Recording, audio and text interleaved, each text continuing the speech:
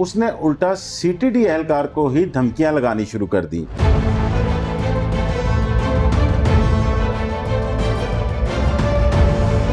ये जो काशिफ ज़मीर है, इसकी गाड़ियाँ भी मतलब 2 नंबर गाड़ियाँ हैं। सोना पहना 12 मतलब प्रोग्रामों में जो है ना जाली साबित हो चुका है।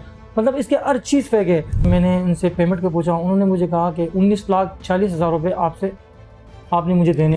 दूसरी बात है कि जैसे ही मैंने पर्चा करवाया तो काशिफ ज़मीर ने मुझे संगीन किस्म की धमकियाँ देना स्टार्ट कर दी और मुझे ये कहा कि आप लाहौर से वापस चले जाओ।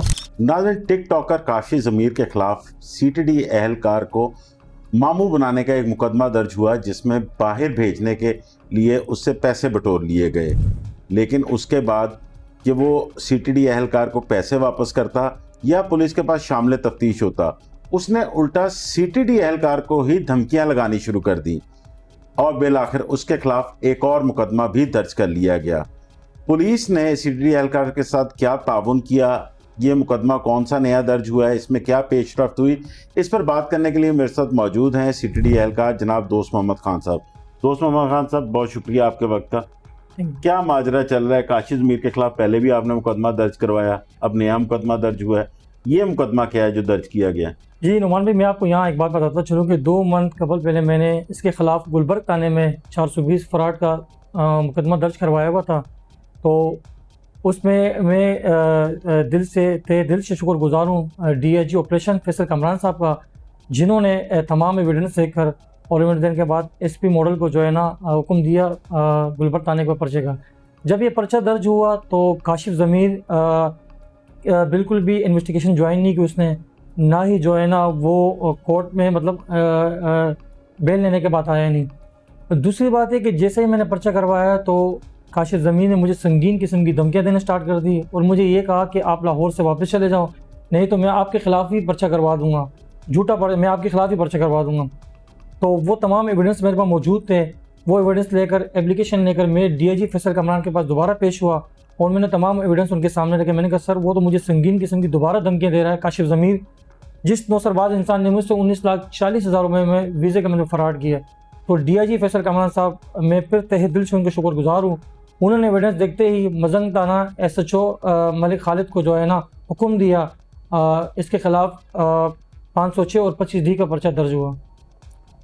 ये ज़रा थोड़ा सा नाज़रीन को बताइएगा कि आपने इससे किस चीज़ के पैसे लेने थे, क्योंकि शायद ये प्रोग्राम कई ऐसे नाज़रीन देख रहे हैं जिन्होंने पिछला प्रोग्राम नहीं देखा। काशिफ ज़मीर से किस तरह मुतासिर हुए आप, किस तरह इसको पैसे दे दिए, इससे सलाम दुआ किस तरह हुई? नुमान भाई, मैं सोशल मीडिया पर इसको एक्टिव देखता था हमेशा, तो मेरे इसकी दुआ हुई सोशल मीडिया पे, टिकटॉक पर हुई। मैंने उनका काशिफ भाई, आप जब भी आपको कराची आना हुआ तो मैं आपका फ़ैन हूँ, मैं चाहता हूँ कि आप हमारे मेज़बान बने, मैं आपकी खिदमत करना चाहता हूँ।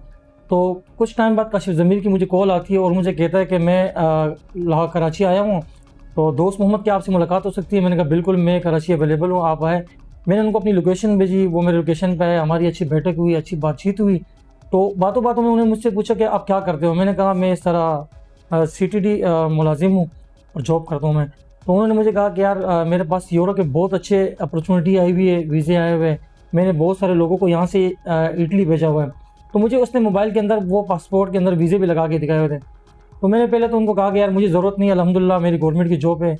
तो उन्होंने मुझे बहुत ज़्यादा इसरार किया और अपनी बातों में ट्रैप किया। मुझे कहा कि यार आपके पास ये बहुत अच्छा मौका भी है और मैंने यहाँ से काफ़ी बंदों को यहाँ से बाहर भेज चुका, उनकी अच्छी इनकम है। तो मैंने उनको साफ कतन मना किया, मैंने कहा मुझे नहीं जाना है।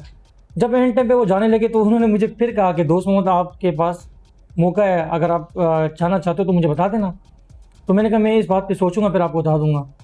जो ही टाइम गुजरता गया, तकरीबन 1 मंथ बाद फिर हमारी बात हुई काशिफ ज़मीर के साथ। उन्होंने कहा कि यार आपने बताया नहीं और यहाँ 2 क्लाइंट्स रेडी है, मैं चाहता हूँ कि आप भी चले जाओ और मेरी विश है कि आप मेरे अच्छे दोस्त भी है और मैं आपके लिए अच्छे सोच रहा हूँ।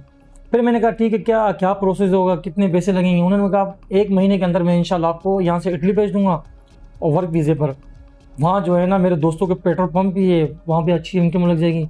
तो मैंने कहा ठीक है, मेरा इरादा बना। फिर मैंने इनसे पेमेंट का पूछा, उन्होंने मुझे कहा कि 19,40,000 रुपये आपने मुझे देने। इसका इस पर्चे में भी जिक्र है कि 19,40,000 जो है वो आपने दिए और पिछली FIR इसी पे हुई थी? जी हाँ, पिछली FIR भी इसी भी गुलबर्ग थाने में इसके खिलाफ दर्ज हुई थी।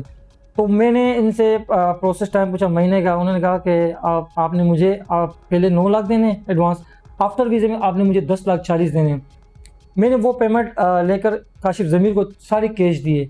अच्छा, कैश देने से पहले नुमान भाई मैंने उनसे पूछा कि मुझे अकाउंट दे दो, अब मैं आपके अकाउंट में पैसे ट्रांसफ़र कर दूँ। तो उन्होंने कहा यार मेरे पास तो अकाउंट बैंड पड़ा हुआ है, मेरे आपको पता है मसले रिसेंटली चल रहे थे। फिर मैंने चेक मांगा, बोला यार चेक जो है ना मेरे पास है नहीं। तो मुझे एंड टाइम में कहने लगा यार कि दोस्त मोहम्मद, आप एंड टाइम में जब पैसे लेकर आए हो और आप मुझे कहते हो चेक दे दो या फिर अकाउंट नंबर मुझे दे दो, तो यार ये तो गलत बात है। मैं आपके लिए इतनी एफर्ट कर रहा हूँ, आपको यहाँ से बाहर भेज रहा हूँ अच्छी इनकम करवाने के लिए, अच्छा मुस्तकबिल के लिए। फिर मैं भी परेशान हूँ। मैंने कहा यार एक बंदा मेरे लिए इतनी अच्छी एफर्ट कर रहा है, सोच रहा है। मैंने उसको 19,40,000 रुपये करके काशिफ ज़मीर को दे दिए। मैंने पेमेंट देनी थी और उसने वहाँ मुकर जाना था। पेमेंट देने के बाद मुझे उसने वहाँ ठहराया लाहौर में कि आप यहाँ रुको, मैंने आपको जो है ना 5-6 दिन बाद ऑफ़र लेटर देना है। वो ऑफ़र लेटर ना मिला, ना मेरा वीज़ा लगा, यहाँ तक कि फिर मैं मायूस होकर यहाँ से लाहौर से कराची वापस चला गया। अच्छा। जी हाँ। फिर मैं कराची से इससे रब्ता करना चाहता था, लेकिन इस नौसरबाज और फ्रॉडी इंसान ने जो है ना मेरा नंबर भी ब्लॉक कर दिया और व्हाट्सअप भी ब्लॉक कर दी। व्हाट्सअप और नंबर ब्लॉक करने के बाद मैं अपने दोस्तों के नंबरों से या फिर रिश्तेदारों के नंबर से इसको कॉल करता था, मैसेज करता था। जो ही ये मेरी वॉइस रिकॉर्डिंग सुनता था और मुझे ब्लॉक करता था उस नंबर से। तो मैं मायूस होकर फिर मैं लाहौर आया 1.5 साल बाद। मैं इसका काफ़ी इंतज़ार कर रहा था, मैंने कहा ये कराची आएगा, लेकिन ये कराची नहीं आया पेमेंट लेने के बाद। फिर मैं लाहौर आया। मैंने लाहौर में या मुझे किसी ने बताया कि आप DIG फैसल कामरान साहब से रब्ता करें, इंशाल्लाह आपको इंसाफ मिलेगा। तो मैंने वो एक एप्लीकेशन DIG फैसल कामरान साहब के नंबर पे फॉरवर्ड करनी थी। अल्हम्दुलिल्लाह मुझे फ़ौरन ही कॉल आई और DIG साहब ने मुझे बुलाया और इसके ख़िलाफ़ गुलबर्ग थाने में 420 का पर्चा दर्ज करवाया।